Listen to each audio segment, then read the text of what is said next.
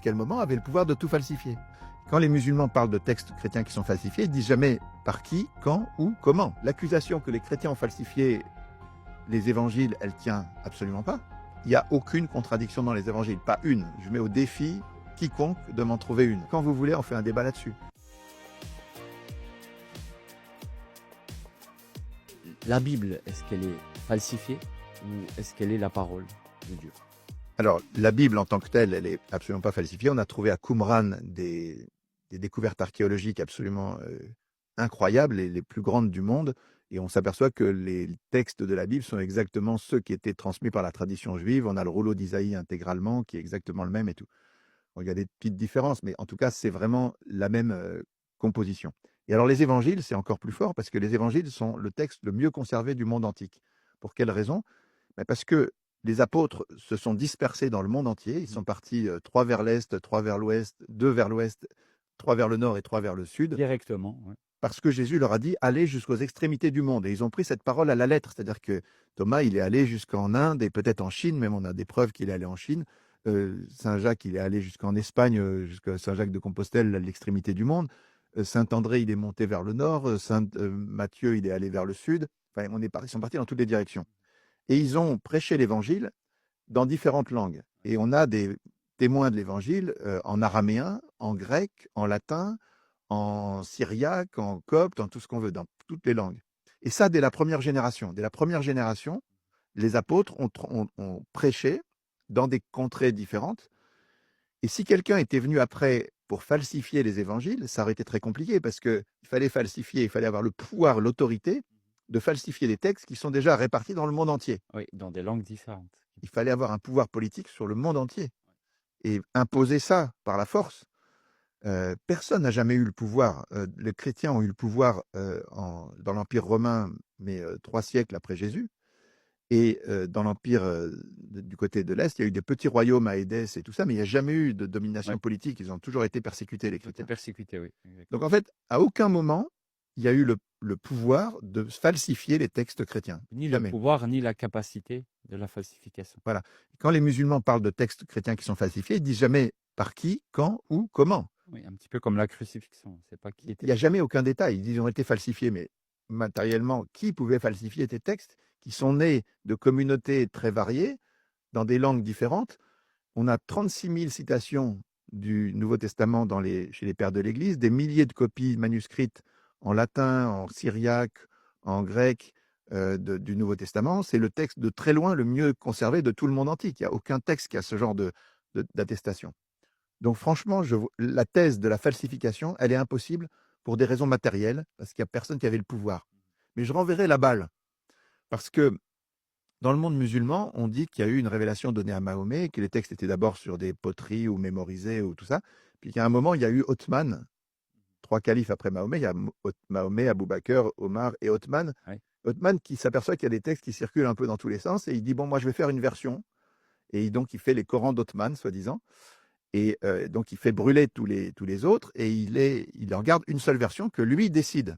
Et il envoie vraiment dans les 4 coins de l'empire islamique de l'époque, il envoie des missives et des groupes de personnes pour prendre l'entièreté de ce qu'on appelle les masahif, donc les feuilles, etc., pour justement les réunir en un seul endroit et pouvoir en faire une seule et unique copie. Donc un petit peu ce que tu disais par rapport à la capacité. Donc Othman avait le pouvoir politique et militaire sur l'ensemble de l'Empire, et donc il avait le pouvoir de falsifier. Lui, il avait vraiment le pouvoir de falsifier, puisqu'il était le seul à décider, un seul homme qui décide de ce qui doit être marqué dans le texte, en annulant tous les autres textes. C'est un argument très fort ce que tu dis. Mais il y a encore pire, c'est que les Corans d'Othman, si Othman avait vraiment fait ça, c'est-à-dire établi une version qui était la version définitive du Coran, on devrait les avoir, parce que l'islam a gardé le pouvoir politique en continuité depuis Othman dans certains endroits, donc il n'y a jamais eu de perte du pouvoir politique. C'est un petit peu ce qui est contradictoire parce que on dit d'un côté que les chrétiens sont persécutés pendant plus de 3 siècles jusqu'à avoir certains États ou un empire, etc. Et on arrive quand même à retrouver des manuscrits à foison. Paradoxalement, l'islam, dès le départ, est censé être un califat, est censé s'étendre à Damas, s'étendre en Jordanie et autres, et on n'a quasiment rien. Oui, parce que derrière Othman, il y a Ali, puis après il y a d'autres califes, Muawiyah et tout ça, et puis à un moment, il y en a un qui s'appelle Abdel Malik, qui arrive, et lui, il va refaire une... Alors on a des Corans d'Abdel Malik, mais on n'a pas de Coran d'Othman. Donc Abdel-Malik a détruit les Corans d'Othman, en fait. Il en a refait un autre. Mais lui, pareil, il avait tout le pouvoir de falsifier tout ce qu'il voulait, puisqu'il était le seul maître à bord.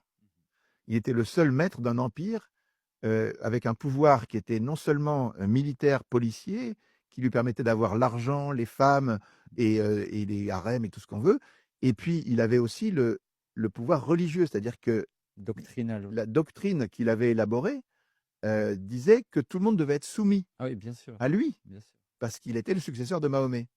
Donc en fait, et on sait aujourd'hui, comme on a vu dans l'histoire de la Mecque, que c'est à ce moment-là que les gens inventent l'histoire de la Mecque. Ils inventent des récits, enfin ils inventent, ils font écrire après Abdelmalik, il y a la dynastie abbasside à Bagdad, qui fait écrire à 150 ans de distance et à 1500 bornes de la Mecque, ils font écrire des gens pour raconter les hadiths, Ouais. qui sont des gens payés par les califes. Les califes disent voilà, tu vas raconter ça, ça, ça.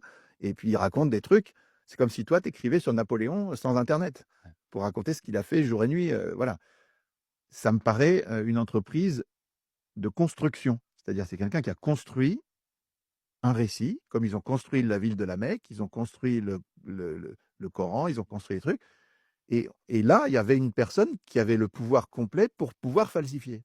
Donc, il y a l'accusation que les chrétiens ont falsifié les évangiles, elle tient absolument pas, Par parce contre, que elle se personne n'avait le retourne pouvoir. contre les musulmans. Par contre, les musulmans, n'importe quel calife à n'importe quel moment avait le pouvoir de tout falsifier. Et moi, j'ai juste une petite question. Euh, Est-ce que tu aurais un mot à dire sur les prétendues contradictions qu'on pourrait voir entre les évangélistes, Matthieu, Marc, Luc et Jean? Comment est-ce qu'on pourrait répondre à cela de manière objective? Parce que c'est souvent ce que nous disent les musulmans. S'il y a des contradictions, c'est que ce n'est pas la parole de Dieu. Si ce n'est pas la parole de Dieu, c'est que ça n'a pas été préservé. Alors, il n'y a aucune contradiction dans les évangiles, pas une. Je mets au défi quiconque de m'en trouver une. Un nouveau défi. Oui, un nouveau défi. Quand vous voulez, on fait un débat là-dessus. Il n'y a aucune contradiction. Mais par contre, il y a des témoignages différents. C'est-à-dire qu'en fait, les gens témoignent de ce qu'ils ont vu et entendu d'un certain point de vue. Et quand tu fais des enquêtes policières et qu'il y a un événement, il y a un accident de la route, par exemple, et que chaque personne dit ce qu'il a vu, qui a fait quoi et tout, il va regarder de son angle à lui. Donc lui, il était situé là, donc il a vu ça, il n'a pas vu que derrière l'arbre, il y avait ça et tout. Et celui qui était là, par contre, lui, il a vu que derrière l'arbre, il y avait quelqu'un et tout. D'où la Donc différence. c'est tout à fait normal que quand on a une réalité qui est extrêmement complexe, qui est décrite par une personne, et il va voir selon son angle à lui. Mm. Mais il n'y a aucune contradiction. Moi, quand j'ai fait des études de théologie, on m'avait raconté qu'il y avait des contradictions dans les récits de la résurrection, par exemple, puisque des fois, Jésus il apparaît à Marie-Madeleine, des fois à des femmes, des Oui. fois Oui. à Pierre et aux apôtres, des fois aux disciples d'Emmaüs. Mais en fait, il n'y a aucune contradiction. Des apparitions différentes. Oui, simplement, chacun raconte, les disciples d'Emmaüs, ils racontent ce qu'ils ont vécu avec Jésus. Ils ne vont pas raconter l'apparition à Marie-Madeleine parce qu'ils Exactement. ne l'ont pas vu, simplement. Exactement. Et c'est même rassurant pour avoir été professeur au Maroc. euh, Lorsque 4 élèves viennent et ont quasiment à quelques mots près la même copie, on se pose la question, on essaie de regarder une source et on se dit, tiens, c'est peut-être lui qui a informé les autres. Mais quand on voit 4 copies avec des réponses vraies et justes, mais différentes dans la forme, mais les mêmes dans le fond, on se dit qu'il y a vraiment une recherche, il y a vraiment un intellect derrière. Donc c'est même limite rassurant de voir des contradictions apparentes Ouais. entre les évangélistes. Et alors, on a un petit détail supplémentaire, c'est qu'il y a une mystique, qui est pour moi la plus grande mystique de tous les temps, qui s'appelle Maria Valtorta, qui a eu 700 visions de la vie de l'Évangile, de l'Évangile, il y a eu 700 visions.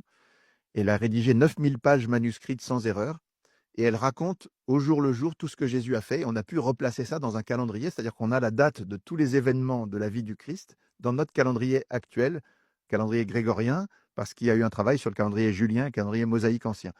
Et donc, elle raconte tout ce qui s'est passé selon son point de vue. C'est pas absolu, mais en tout cas, c'est une certaine vision.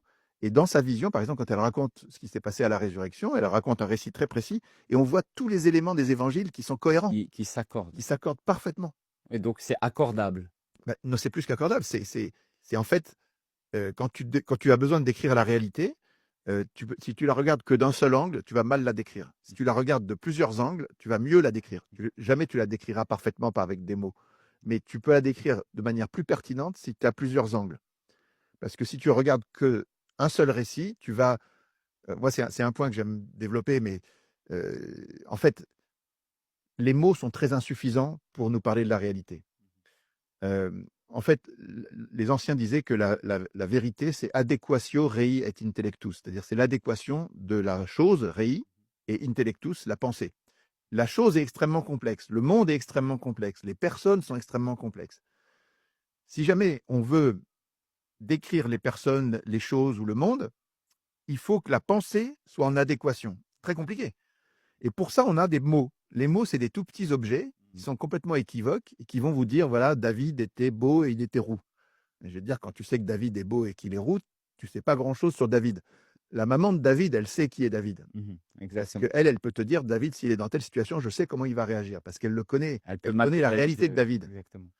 Mais la pensée de la maman de David, elle est en corrélation avec la réalité de David. Mais si la maman de David te décrit David en disant il était beau, il était roux, et plus il était gentil et tout ça, toi, tu ne te connaîtras rien de David. Objectif. Les mots sont insuffisants. Oui, exactement.